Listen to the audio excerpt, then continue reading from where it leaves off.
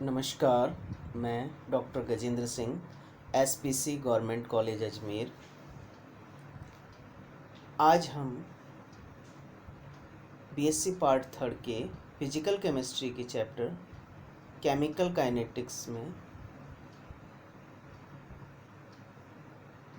या रासायनिक बल गतिकी में रासायनिक बल गतिकी क्या होती है, रासायनिक बल गतिकी में अभिक्रिया के वेग के आधार पर अभिक्रियाएं कितने प्रकार की होती हैं तथा रासायनिक अभिक्रिया का वेग क्या होता है एवं रासायनिक अभिक्रिया के वेग को किस प्रकार लिखा जाता है और इसका ग्राफिकल रिप्रेजेंटेशन किस तरह से होता है, इसकी स्टडी करेंगे।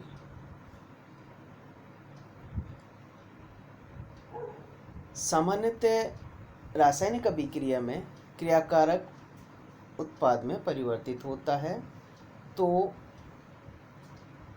किसी अभिक्रिया में क्रियाकारक किस वेग से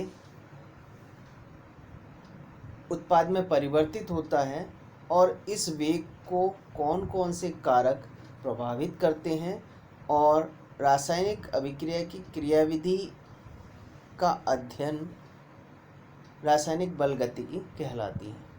तो हम रासायनिक बल गतिकी यानी केमिकल काइनेटिक को किस तरह से डिफाइन करेंगे।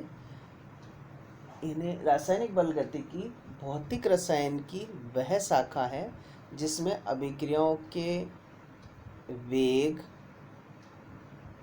और उसको प्रभावित करने वाले कारक जैसे ताप, दाब, सांद्रण आदि का अध्ययन किया जाता है, रासायनिक बल गतिकी कहलाती है। वेग के आधार पर रासायनिक अभिक्रिया को 3 भागों में विभाजित किया गया है। वेग के आधार पर अगर हम रासायनिक अभिक्रियाएं देखें, रिएक्शंस देखें तो 3 तरह की होती हैं। फर्स्ट है इंस्टेंटेनियस और आयनिक रिएक्शन यानी तात्कालिक और आयनिक अभिक्रियाएं। दूसरी है वेरी स्लो रिएक्शंस, अति मंद अभिक्रियाएं। और तीसरी है मंद अभिक्रियाएं यानी मॉडरेट रिएक्शन। इसमें सबसे पहले ले हम तात्कालिक या आयनिक अभिक्रियाएं। इंस्टेंटेनियस रिएक्शंस इसे कहेंगे। ये अभिक्रियाएं पलक झपकते ही संपन्न हो जाती हैं यानी एकदम इंस्टेंटेनियसली कंप्लीट हो जाती हैं। तात्कालिक संपन्न होती हैं ना, एकदम से संपन्न हो जाती हैं। इन अभिक्रियाओं का वेग इतना अधिक होता है कि हम इसे माप नहीं सकते। तो ये अभिक्रियाएं हमारी तात्कालिक या इंस्टेंटेनियस रिएक्शन कहलाती हैं। ये अभिक्रियाएं आयनिक प्रकृति की होती हैं यानी इन अभिक्रियाओं में आयंस भाग लेते हैं और इनकी गति इतनी अधिक होगी कि ये तुरंत ही संपन्न हो जाएगी, पलक झपकते ही संपन्न हो जाती है। जैसे NaCl की रिएक्शन जब हम सिल्वर नाइट्रेट से कराते हैं तो NaNO3 और AgCl बनता है। तो यानी हम सिल्वर नाइट्रेट के यानी NaCl के सोल्यूशन में सिल्वर नाइट्रेट का विलयन डालते तुरंत AgCl का अवक्षेपण हो जाता है। यानी इस अभिक्रिया में हम देखें तो सिल्वर आयन क्लोराइड आयन से संयुक्त होकर AgCl बनाता है। तो यहाँ Ag और Cl आयन भाग ले रहे हैं और अभिक्रिया तुरंत संपन्न होती है और AgCl का अवक्षेपण हो जाता है। तो ये अभिक्रियाएं तात्कालिक या आयनिक अभिक्रियाएं हैं। दूसरी तरह की अभिक्रियाएं वेरी स्लो रिएक्शन या अति मंद अभिक्रियाएं। अणुओं के मध्य होने वाली अभिक्रियाओं को आणविक अभिक्रियाएं कहते हैं और ये इतनी स्लो होती हैं कि इनको संपन्न होने में बहुत टाइम लगता है और कभी कभी तो कई दिन या वर्ष भी लग जाते हैं। इतना अधिक समय लगने के कारण हम ये कह सकते हैं कि इनमें जो चेंज होगा वो बहुत ही, अगर समय के हिसाब से देखें तो बहुत ही कम होगा, या हम ये कह सकते हैं कि मापनीय परिवर्तन नहीं होता है। जैसे हम लें कोरोजन, यानी लोहे पे जो जंग लगता है तो वो इतनी स्लो रिएक्शन होती है, हम देखते हैं कि 1-2 या हफ्ते भर लग जाते हैं, कई बार महीने भी लग जाते हैं जंग लगने में। तो हम उस रिएक्शंस की वेग को माप नहीं सकते, तो ये अति मंद अभिक्रियाएं होंगी। तीसरी प्रकार की अभिक्रियाएं मंद अभिक्रियाएं, मॉडरेट टाइप रिएक्शन। अधिकांशतः आणविक अभिक्रियाएं सामान्य गति से संपन्न होती हैं। इन अभिक्रियाओं को संपन्न होने में कुछ मिनट या कुछ घंटे लगते हैं, अतः इनको हम मॉडरेट या मंद अभिक्रियाएं कहते हैं। जैसे हम एस्टरिफिकेशन देखें, एसिटिक एसिड की अभिक्रिया जब अल्कोहल से कराते हैं तो एस्टर बनता है, तो ये मॉडरेट टाइप की रिएक्शन है। इसी तरह से हाइड्रोजन पेरोक्साइड का अपघटन जो है, डिकम्पोजिशन है, वो भी मॉडरेट टाइप की रिएक्शन है। इसमें H2O2 का विघटन जो है जल और ऑक्सीजन में हो जाता है। या हम और एग्जांपल लें, जैसे नाइट्रोजन पेंटाऑक्साइड का डिकम्पोजिशन अपघटन, नाइट्रोजन पेंटाऑक्साइड का अपघटन जैसे 2N2O5 जो है किस में विघटित हो जाएगा, 4NO2 और O2 में। तो इन अभिक्रियाओं के वेग को हम माप सकते हैं, जबकि अतिमंद अभिक्रियाओं के वेग को हम माप नहीं सकते, या तात्कालिक अभिक्रियाओं के वेग को भी हम आसानी से माप नहीं सकते। इस प्रकार के अभिक्रियाओं के वेग पर ताप, दाब, सांद्रता का परिवर्तन का हम अध्ययन कर सकते हैं, यानी ताप, दाब, सांद्रता अभिक्रिया के वेग को किस प्रकार से प्रभावित करेगी और अभिक्रिया वेग में क्या परिवर्तन होगा, इसको हम माप सकते हैं।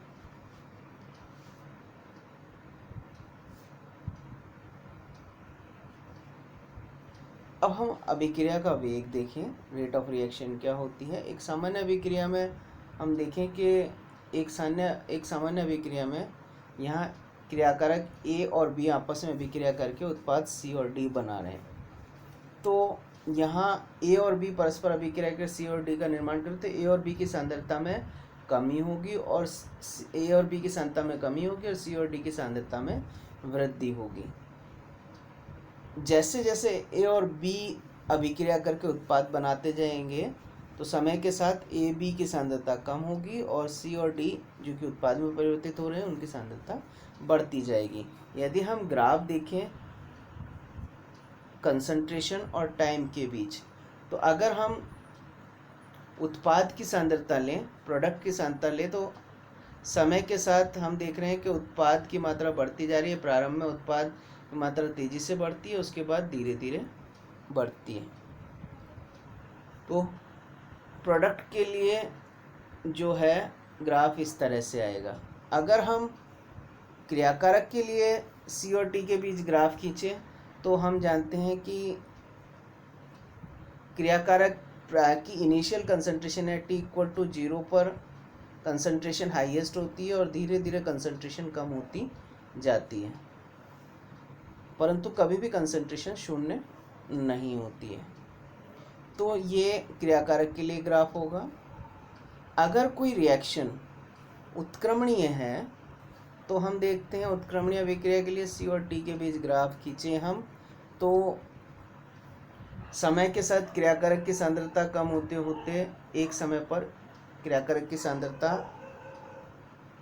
स्थिर हो जाएगी। इसी तरह से समय के साथ उत्पाद की सांद्रता कंटिन्यूस बढ़ती है और एक समय पर आकर ये भी स्थिर हो जाएगी, और यहाँ एक निश्चित समय पर क्रियाकारक और उत्पाद की सांद्रता समान हो जाएगी, अर्थात साम्यावस्था स्थापित हो जाएगी, यानी क्रियाकारक उत्पाद में और उत्पाद पुनः क्रियाकारक में परिवर्तित हो जाएगा। तो हम अभिक्रिया वेग को किस तरह से परिभाषित कर सकते हैं, यानी अभिक्रिया की गति को किस तरह से परिभाषित कर सकते हैं। समय के साथ किसी अभिक्रिया के क्रियाकारक या उत्पाद की सांद्रता में परिवर्तन की दर को रेट ऑफ रिएक्शन या अभिक्रिया की गति कहते हैं। यानी हम ये कह सकते हैं कि अभिक्रिया की गति इक्वल टू होगा ए अथवा बी की सांद्रता में कमी अपॉन कमी में लगा समय, या हम ये कह सकते हैं सी या डी की सांद्रता में वृद्धि या अपॉन वृद्धि में लगा समय। तो इस तरह से हम क्रियाकारक या उत्पाद के आधार पर अभिक्रिया की गति या रेट ऑफ रिएक्शन निकाल सकते हैं। अभी हम एक रिएक्शन देखें कि ए और बी जो है वो क्रियाकारक हैं जो अभिक्रिया करके सी और डी में परिवर्तित हो रहे हैं। तो इसके लिए ए के रेस्पेक्ट में अगर हम अभिक्रिया की गति निकालें तो अभिक्रिया की गति क्या होगी, minus D C upon D T. यहाँ डी सी ए जो है ए की सांद्रता में परिवर्तन और डी टी परिवर्तन में लगा समय। माइनस चिन्ह ये बताता है कि सी ए की सांद्रता में कमी आ रही है। इसी तरह से बी के रेस्पेक्ट में अगर रेट ऑफ रिएक्शन निकालें तो वो बी के रेस्पेक्ट में रेट ऑफ रिएक्शन क्या होगी, minus D c b upon D T. यहाँ डी सी बी क्या है, बी की सांद्रता में परिवर्तन और डी टी सांद्रता के परिवर्तन में लगा समय। और माइनस चिन्ह बी यह बताता है कि बी की सांद्रता में कमी आ रही है।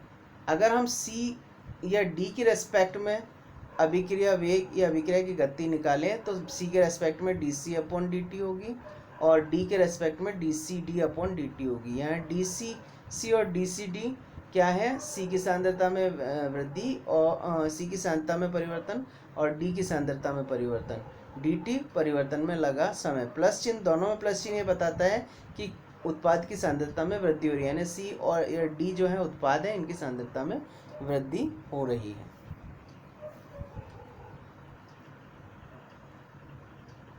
तो इस रिएक्शन से हम कह सकते हैं कि ए और बी जो कि अभिकारक है उनकी सांद्रता में कमी हो रही है, तो सांद्रता में कमी को हम ऋणात्मक चिन्ह से दर्शाते हैं। और सी और डी की सांद्रता में वृद्धि हो रही है तो सांद्रता में वृद्धि को हम धनात्मक चिन्ह से दर्शाते हैं। यदि किसी अभिक्रिया के स्टोइकियोमेट्रिक समीकरण में क्रियाकारक उत्पादों के अणुओं की संख्या एक दूसरे के बराबर नहीं होती है, जैसे हम रिएक्शन ले 2A + B = 3C + D, तो इनके लिए अगर हम अभिक्रिया वेग लिखें तो अभिक्रिया वेग किस तरह से होगा, ए के रेस्पेक्ट में अभिक्रिया वेग होगा dCA/dt और जो आगे स्टोइकियोमेट्रिक अंक है उसका हम भाग दे देते हैं, यानी हाफ dCA/dt हो जाएगा और माइनस चिन्ह बताएगा ए की सांद्रता में कमी को। इसी तरह से बी के रेस्पेक्ट में माइनस dCB/dt, इसी तरह से सी के रेस्पेक्ट में dCC/dt हो गया और आगे स्टोइकियोमेट्रिक अंक 3 है तो हम 3 का भाग दे देंगे, यानी 1/3 dCC/dt और प्लस चिन्ह बताएगा इसकी सांद्रता में वृद्धि हो रही है। और डी के रेस्पेक्ट में हम लें तो क्या होगा dCD/dt।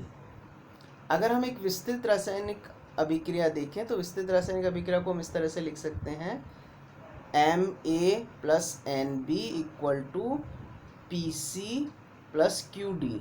यहाँ M, N, P और Q क्या है, स्टोइकियोमेट्रिक डिजिट्स हैं।